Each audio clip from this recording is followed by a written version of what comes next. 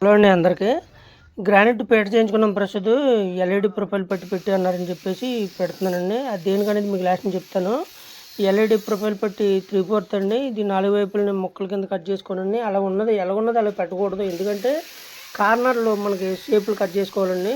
చూడండి ఎలా కట్ చేస్తున్నాను. ఇలా కట్ చేసిన తర్వాత ఇలా 4 మూలని సెట్ అవుతుందో లేదో చూసుకొని ఈ వైరు లోపల డ్రైవ్ పెడతానండి. డ్రైవ్కి గాడి తీస్తున్నానండి వైర్ వెళ్తానికి.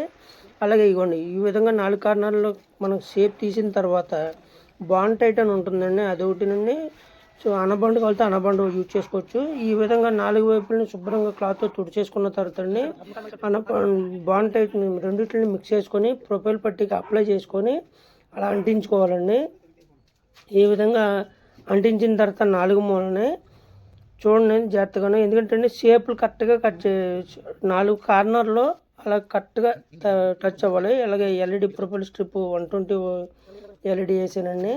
ఈ విధంగా ఎల్ఈడి స్ట్రిప్ అంటించిన తర్వాత దీనికి డ్రైవ్ 2.5 డ్రైవ్ తీసుకున్నానండి. 2.5 డ్రైవ్ అయితే సరిపోతుందండి. ఎందుకంటే జస్ట్ 2 మినిట్స్ కన్నా ఇంకా ఎక్కువ పట్టలేదు ప్రొఫైల్ స్ట్రిప్. ఈ విధంగా 4 మూలని అంటించేసి ఇదిగోండి 2.5 డ్రైవ్ అండి ఇది.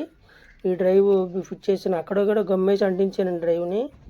అంటించిన తర్వాత ఇలాగే పై క్యాప్ ఉంటుంది కదండి, పీవీసీ క్యాప్. ఆ పీవీసీ క్యాప్ కూడా వేసాను. మీరు నచ్చితే లైక్ చేయండి, షేర్ చేయండి, సబ్స్క్రైబ్ చేయండి. చూడండి ఎలా వెలుగుతుందో. దీని మీద వినాయకుడి బొమ్మ పెట్టి వినాయక చవితి చేసుకుంటారంటండి. Thank you for watching.